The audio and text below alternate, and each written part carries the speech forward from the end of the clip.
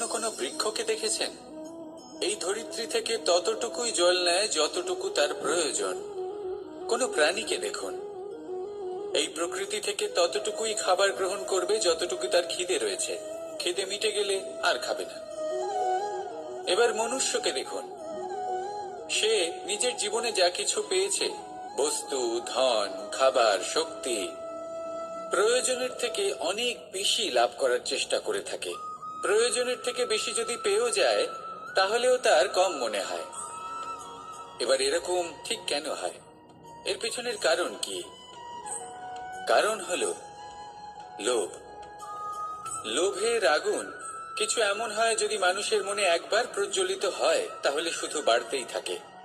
ততক্ষণ বাড়বে যতক্ষণ না আপনি নিজে তাকে বাধা দিচ্ছেন। তবে এই লোভের আগুন নিয়ন্ত্রণ করা সম্ভব। পরিমিতিবোধ, পরিমিতিবোধের চিন্তা। আপনাকে শুধু নিজেকে একটা সরল প্রশ্ন করতে হবে।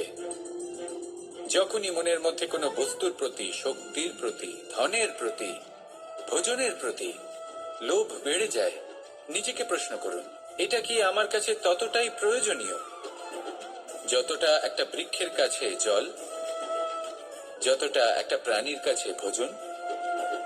এটা কি ততটাই প্রয়োজনীয়? যদি উত্তর না হয়, তাহলে নিজেকে সেখানেই বাধা দিন। সেই ভাবনা সেখানেই ত্যাগ করুন, কারণ সেটাই হলো লোভ।